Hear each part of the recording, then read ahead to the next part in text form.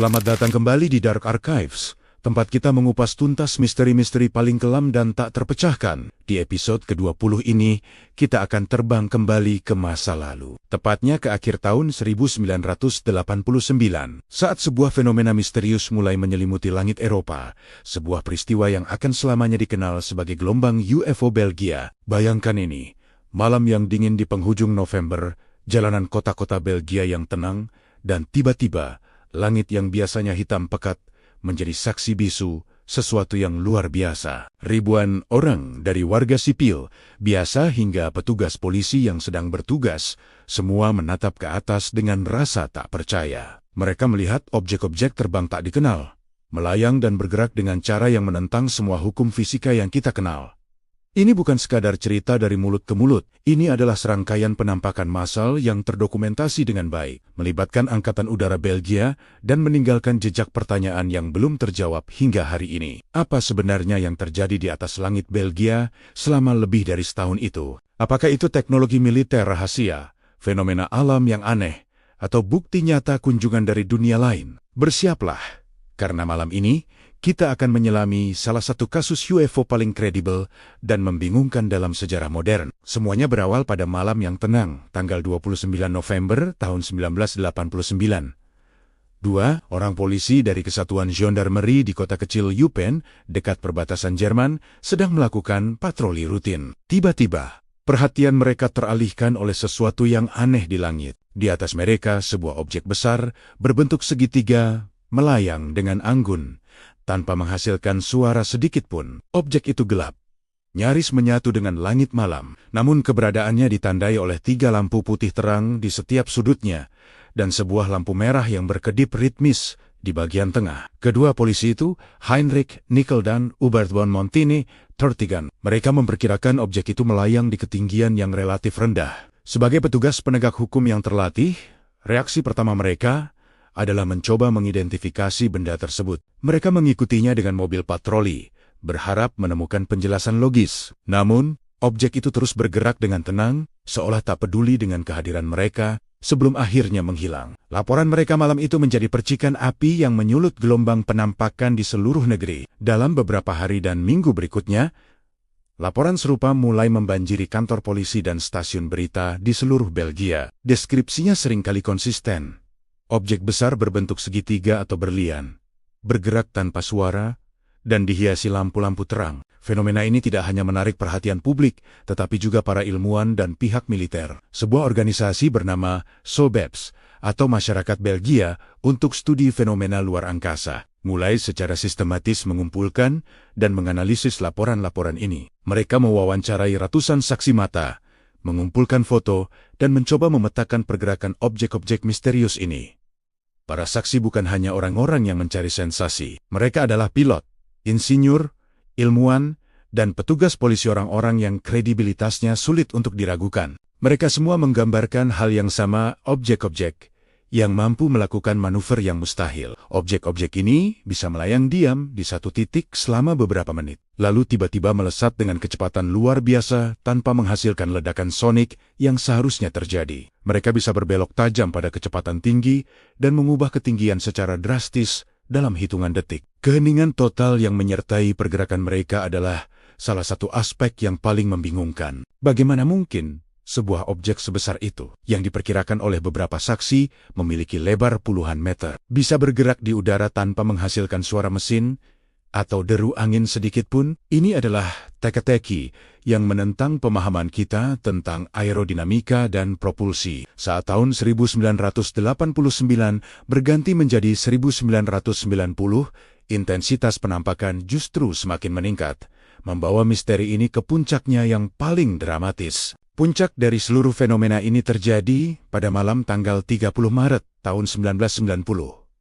Malam itu akan tercatat dalam sejarah sebagai malam di mana militer Belgia secara resmi terlibat dalam perburuan UFO.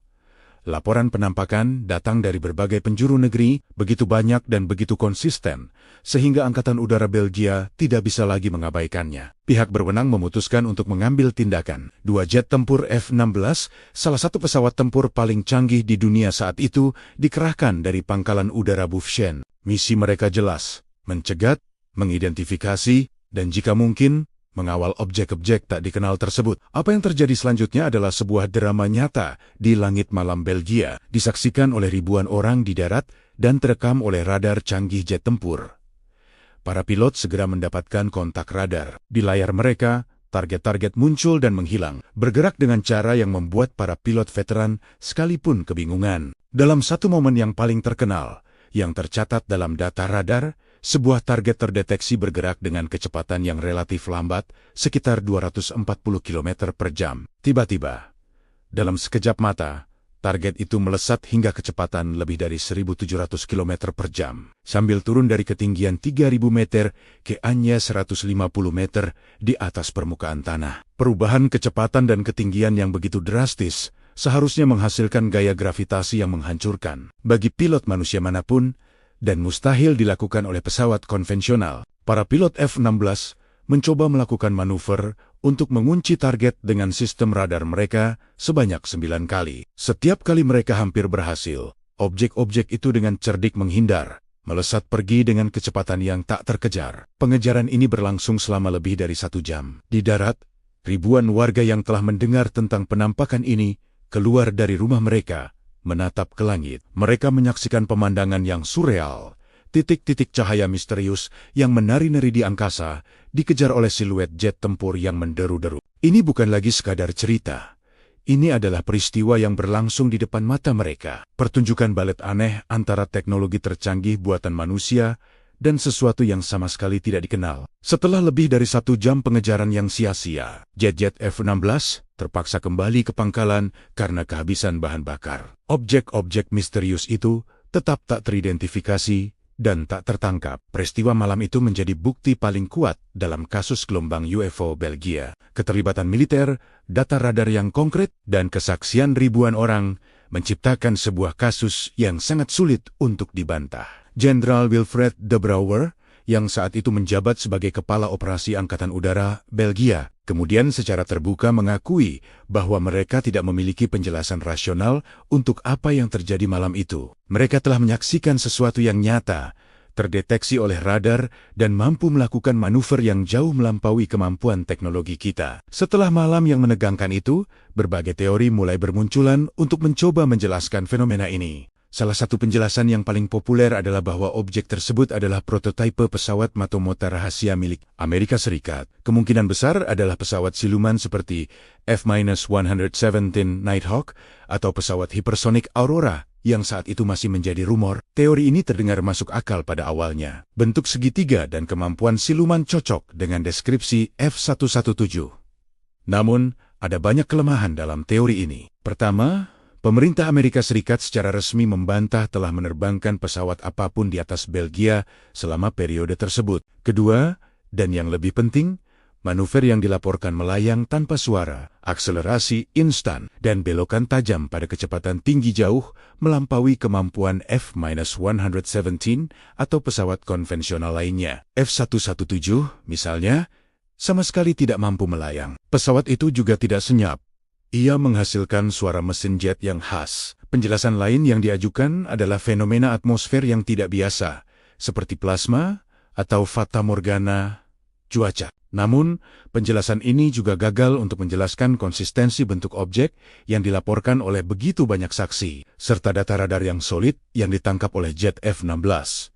Radar militer dirancang untuk menyaring anomali cuaca. Fakta bahwa radar mengunci target-target ini sebagai objek solid yang bergerak dengan cerdas membuat penjelasan fenomena atmosfer menjadi kurang meyakinkan. Di tengah kebingungan, sebuah foto muncul dan menjadi ikon dari gelombang UFO Belgia. Dikenal sebagai foto Petri Chain. Gambar ini diambil pada April tahun 1990 dan menunjukkan objek gelap berbentuk segitiga dengan lampu di sudut-sudutnya. Persis seperti yang digambarkan oleh banyak saksi selama bertahun-tahun, foto ini dianggap sebagai salah satu bukti fotografi UFO terbaik yang pernah ada. Sobeps dan para ahli lainnya menganalisisnya dan menyatakan bahwa itu bukanlah tipuan. Namun, pada tahun 2011, sebuah pengakuan mengejutkan datang. Pria yang mengambil foto itu, yang dikenal dengan nama samaran Patrick, mengaku bahwa foto itu palsu. Dia dan teman-temannya telah membuatnya menggunakan model styrofoam yang digantung dengan benang dan dilengkapi lampu. Pengakuan ini menjadi pukulan telak bagi para peneliti. Namun, penting untuk diingat, penipuan satu foto ini tidak serta-merta membatalkan ribuan kesaksian lain, data radar militer, dan pengakuan resmi dari Angkatan Udara Belgia. Kasus gelombang UFO Belgia jauh lebih besar dari sekadar satu foto. Inti dari misteri ini tetap utuh. Ribuan orang, termasuk personel militer yang sangat terlatih, menyaksikan objek-objek yang tidak dapat mereka jelaskan, dan radar mereka merekam data yang mendukung kesaksian tersebut. Misteri ini begitu kuat, sehingga bahkan penipuan foto yang terkenal itu pun tidak mampu meruntuhkannya. Jadi, apa kesimpulan yang bisa kita tarik? Hingga hari ini, gelombang UFO Belgia tetap menjadi salah satu kasus penampakan massal yang paling kredibel dan paling tidak dapat dijelaskan dalam sejarah ufologi modern. Kita dihadapkan pada sebuah teka-teki tanpa jawaban yang memuaskan. Di satu sisi, kita memiliki ribuan kesaksian yang konsisten, data radar dari jet tempur canggih, dan pengakuan dari pejabat tinggi militer yang semuanya menunjuk pada keberadaan objek terbang dengan kemampuan teknologi yang jauh di luar jangkauan kita. Di sisi lain, kita memiliki skeptisisme yang sehat dan kurangnya bukti fisik yang tak terbantahkan. Tidak ada puing-puing yang ditemukan. Tidak ada kontak yang terjadi. Apakah ribuan orang mengalami halusinasi massal? Sangat tidak mungkin. Apakah militer Belgia dan NATO menutupi keberadaan teknologi rahasia mereka sendiri? Mungkin saja, tetapi manuver yang dilaporkan tampaknya mustahil, bahkan untuk teknologi paling rahasia sekalipun. Atau, mungkinkah kita harus membuka pikiran kita pada kemungkinan yang paling luar biasa, bahwa selama lebih dari setahun, langit Belgia menjadi tempat persinggahan bagi pengunjung dari dunia lain? Fenomena ini memaksa kita untuk bertanya, apa sebenarnya yang ada di luar sana? Apa yang mampu dilakukan oleh teknologi yang ribuan atau bahkan jutaan tahun lebih maju dari kita? Gelombang UFO Belgia tidak memberikan jawaban, tetapi ia meninggalkan kita dengan pertanyaan-pertanyaan yang paling mendasar tentang tempat kita di alam semesta. Terima kasih telah bergabung dengan kami di Dark Archives episode ini. Misteri gelombang UFO Belgia mengingatkan kita bahwa ada hal-hal di dunia ini yang masih berada di luar pemahaman kita. Apa pendapat kalian? Apakah itu pesawat rahasia fenomena alam? Atau sesuatu yang benar-benar asing? Tuliskan teori kalian di kolom komentar di bawah. Jangan lupa untuk like, share, dan subscribe ke channel kami, agar tidak ketinggalan episode-episode misteri lainnya. Sampai jumpa di penyelidikan berikutnya. Tetaplah bertanya, dan jangan pernah berhenti mencari kebenaran.